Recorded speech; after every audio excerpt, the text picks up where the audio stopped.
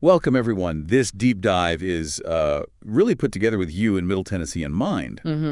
Today, we're going to explore something pretty intriguing, looking at what might, on the surface, seem like totally different paths. Right. We're talking about, the kind of focused awareness you find in Zen, the stillness of transcendental meditation, and also that deep, profound love central to, well, to the heart of Jesus Christ. It sounds like a wide net. It does, doesn't it? Yeah. But our waypoints for this journey are a bit unique. We're drawing from some personal notes about psychedelic experiences and encounters with spiritual teachers described in works like Be Here Now. So a slightly unconventional lens for it. Exactly. And through that lens, we want to see if there are maybe some underlying connections, some shared wisdom hiding in plain sight between these paths. Okay, let's kind of unpack this. It's fascinating, isn't it, how different traditions, different practices might still point towards similar deep human experiences. Yep. The outward forms can vary so much, but that inner journey, that quest for understanding who we are, our place in things, that seems pretty universal. Totally. And these sources give us these glimpses, right, into that self-discovery process. It feels like something many people are seeking, whatever path they happen to be on. Absolutely. A deeper meaning, a connection. So what are the first big areas where these experiences seem to overlap, at least based on our sources, is this question of identity. Who am I? The big question. Right. In some notes, and definitely in Be Here Now, Right. the author talks about these, well, intense psychedelic moments where his sense of self just kind of Dissolved, like disappeared. Yeah, he describes it as his identity, even his physical form just fading away. But then in that space, he found something else, an I that existed differently. How so? Like independent of all the social labels, the job titles, the physical body. Yeah. An I beyond all that external stuff. It's a really powerful idea. That experience, it resonates quite strongly with a central aim in Zen practice. Oh, yeah. How so? Well, Zen often guides people to see beyond the ego, that constructed self we usually identify with. The me, myself, and I narrative. Precisely. To realize a deeper reality, often called non-dualistic, where the separation between me and everything else starts to blur. It's about experiencing that fundamental interconnectedness. That idea of moving beyond the individual self, it almost makes you think, though the sources don't spell it out, of certain Christian ideas maybe, like losing your life to find it. There can be echoes, certainly. The sense that letting go of a limited self opens you up to something much, much larger. And this concept of the witness from Be Here Now seems crucial here. That part of your mind that just watches, observes thoughts, feelings, without getting caught up, without judging. Yes. The witness perspective is key. It feels like a way to detach a bit from the ego drama. Right. And connect with that deeper observer I. Exactly. By cultivating that witness, you start to realize you're not just your thoughts or your emotions, they come and go. But the witness remains. The witness remains. It helps create that space, that ability to identify with something more constant, more profound within yourself. Right, and building on that awareness, that observation. Another huge theme that keeps coming up is just being here now. Ah, yes, that famous instruction. It's repeated over and over by the guru in Be Here Now, isn't it? Yeah. Don't think about the past, just be here now. Don't think about the future, just be here now. It's like the foundational rule. It really is, and it's absolutely central to mindfulness, which you see so clearly in both Zen and transcendental meditation. So what's the core wisdom there? It's the understanding that real power, real clarity, it happens when your awareness is fully anchored in this moment, right now. Not lost in yesterday or worrying about tomorrow. Exactly. Like the book says, if you are truly here and now, you will have optimum power and understanding to do the best thing at the given moment. That makes so much sense. We spend so much energy, don't we, replaying things or pre-worrying things. And we miss what's actually happening. Yeah. It even, vaguely brings to mind that Christian focus on today, give us this day our daily bread, or not worrying about tomorrow because today has enough trouble of its own, that kind of vibe. There's definitely a resonance there, that focus on the present. It allows you to experience life directly without all the mental filters and stories we usually overlay onto it. And that's where peace can be found, maybe? That's where peace and insight often emerge, yes, in that space of simply being here.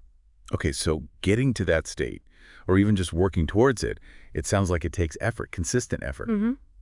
Practice. The book uses the term sadhana, right, defining it as your spiritual work.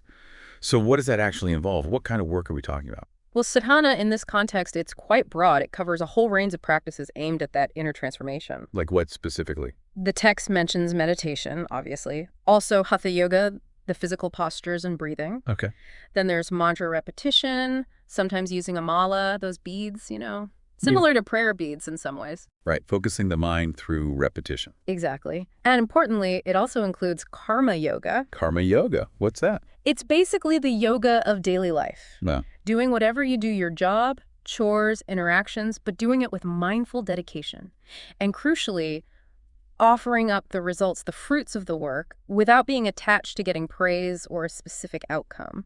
So washing the dishes can be yoga. If you do it with that awareness and intention, absolutely. It's about bringing that mindful quality into life, not just reserving it for the meditation cushion. I love that. And there's that analogy in the book, too, about the snake shedding its skin. Ah, yes. Powerful image. You can't rip the skin off the snake. The snake must molt the skin. That's the rate it happens. It speaks volumes, doesn't it? Transformation is organic. It unfolds. You can't force it. You can't force it. You just keep doing the work, the sadhana, consistently, and you allow that natural process to happen at its own pace, cultivating the conditions for change. It does make you wonder, about practices within Christianity, like regular prayer or a deep study of scripture. Could those be seen as forms of sadhana in that tradition? Well, the principle of dedicated spiritual practice, of intentionally focusing the mind and spirit, that's certainly a common thread, isn't it? Yeah, directing your attention, your energy towards that spiritual connection. Towards growth, towards connecting with something beyond the everyday self. Another really powerful theme that comes through, and this one feels huge, is love. Specifically, this idea of bhakti. The path of the heart. Yes. The book calls it Finding Ultimate Union Through Love, and it describes the author's experience with the guru, feeling this overwhelming unconditional love. A profound encounter. He says, here was a flesh and blood being who was living in a state of unconditional love all the time. Just imagine that.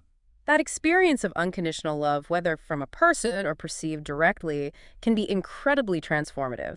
Bhakti Yoga sees love itself as a direct path to spiritual realization, a very potent one. It shifts your whole perspective, doesn't it? Yeah. Away from the ego's concerns. Towards something more authentic, more connected. Your true nature, perhaps. And there's that practice mentioned.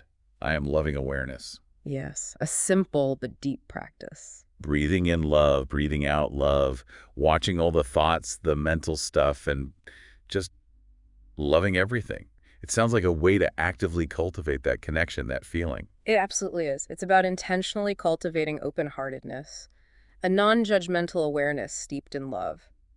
By focusing on love, you align yourself with that loving essence within you, and you start to feel that interconnectedness more deeply. Okay, switching gears slightly, but still on the theme of consciousness. There's that really strange story about Maharaji and the LSD. Ah, yes. That's quite well known from the book. The author had his own experiences with psychedelics, saw them as tools for expanding consciousness. But then he gives a strong dose to Maharaji. And Maharaji just swallows it. And nothing happens. He just seems totally unaffected. What do we make of that? Well, the common interpretation is that it demonstrates a state of consciousness so stable, so realized, that it essentially transcends the effects of such substances. So his inner state was already beyond what the drug could induce. That's the idea. It suggests that true, deep spiritual attainment is fundamentally an internal state. It's not something you ultimately rely on external things for, whether it's drugs or even specific experiences. It really highlights that the journey is about inner work, doesn't it? Uncovering what's already there, through dedication, through practice. Exactly, not seeking shortcuts or external fixes. And maybe that resonates in a different way with, say, Christian ideas about transformation coming through inner faith and grace, rather than just external acts or substances. Again, not a direct link in the source, but a similar inward focus. The focus definitely shifts inwards. Cultivating a stable, profound internal state becomes the goal, rather than chasing external highs or experiences. Lasting change comes from within. Now, something fundamental to many spiritual paths, and Be Here Now touches on this via Buddhism, is the nature of suffering. And its cause. Right. The second noble truth. The cause of suffering is desire, or craving, attachment. It's a core teaching. Our clinging, our grasping onto things that are inherently temporary, whether it's possessions, people, experiences, even ideas, that's what sets us up for pain when they inevitably change or disappear. The book puts it so simply. If you don't try to hold these stuff, you don't suffer over the loss. Easier said than done, of course. Of course. But it points to that concept of detachment, doesn't it? Mm. Do it without attachment. That seems to be a thread running through so many different practices. It is. This idea of engaging fully with life, honoring it, loving it, but without that desperate clinging, that grasping which leads to suffering. So detachment isn't about being cold or uncaring. Not at all. It's not indifference. It's more like engaging with wisdom, seeing the bigger picture, recognizing the flow, the impermanence of things. It frees you from being constantly yanked around by desires and fears. So as we kind of wrap up this dive, we've touched on some really big interconnected ideas. We really have. Transcending that limited sense of self, the sheer power of being present, right here, right now. The importance of dedicated practice, that's sadhana. Yeah, and the incredible potential of love, of bhakti, and also of learning detachment. And even though we've journeyed through some, let's say, unconventional source material psychedelics, Eastern gurus, the insights about understanding ourselves, our place in the world, they can really speak to anyone, couldn't they? Especially perhaps to you listening in Middle Tennessee, reflecting on your own faith journey. Absolutely. What seems clear is how these different avenues, these different paths, often lead to similar viewpoints on fundamental human truths. Like what? Like the potential for inner peace, for freedom from suffering, for a deeper connection to, well, to something sacred, something beyond just our small selves. That inner journey, being present, opening the heart, these themes echo everywhere. So here's maybe a final thought for you to mull over. What if you consciously tried to cultivate that witness perspective in your everyday life? Just observing without immediately reacting or judging. Yeah. Could doing that create more space inside?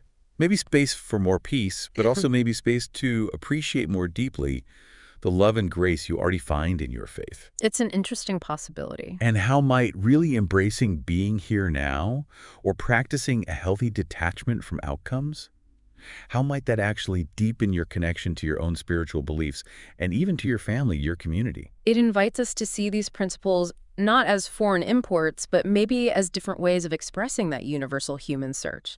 The search for meaning, for connection, for understanding ourselves and the divine. It could potentially enrich how we see our own traditions. It really could. And with that thought, we just want to offer a heartfelt prayer for all of you listening, wherever you are, especially in Middle Tennessee. May you find and be filled with a peace that truly goes beyond all understanding. May your hearts grow fuller and softer with an ever-deepening love for yourself, for those around you, and for God. And may your connections, both with the sacred and with each other, become richer, stronger, and more meaningful each day. Amen.